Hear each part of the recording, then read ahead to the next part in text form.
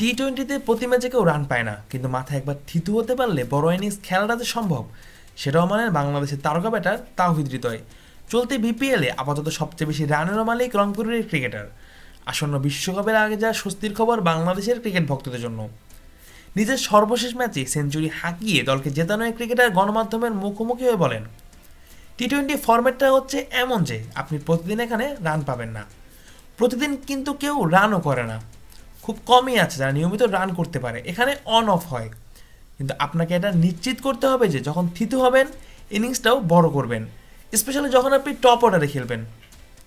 এদিকে বাংলাদেশের ক্রিকেট সংস্কৃতিতে হুট করেই কেউ হয়ে যায় তারকা ব্যাটার, আবার পারফরমেন্স একটু এদিক সেদিক হয়ে গেলেই সেই তারকা ক্রিকেটারকেও মাটিতে নামাতে ভুলে না কেউ, যার সাক্ষী স্বয়ং তাওহিদ হৃদয় নিজেই।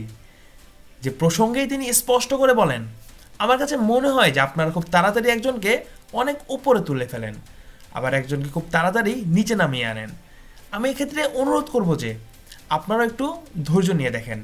লাস্ট একটা বছর ওরা ভালো খেলেছে, শেষ কয়েকটা সিরিজেও ভালো করেছে। এদিকে চলতে বিপিএলে ওপেনিংয়ে এসেই বাজিমাত করেছেন জাতীয় দলে মিডল অর্ডারে খেলা এই ব্যাটার। রাজশাহীর বিপক্ষে অপরাজিত 97 রানের পর নোয়াখালীর বিপক্ষে পেলেন কাঙ্ক্ষিত সেঞ্চুরিও। যে প্রসঙ্গে ক্রিকেটার বলেন, একনল অ্যাডভান্সড হাইজিন সোপের ন্যাচারাল ব্যাকটেরিয়ালাইসিস টেকনোলজি জীবাণু থেকে দেয় 99.99% প্রোটেকশন। একনল অ্যাডভান্সড হাইজিন সোপ, এবার জীবাণু ধুলাবালি ঘাম ক্লিন বোল্ড। যে প্রসঙ্গে ক্রিকেটার বলেন, দেখেন এমনও তো হতে পারতো যে আমি ওপেনে নেমে রান করতে পারিনি, এটা আমার কপালে ছিল, আলহামদুলিল্লাহ।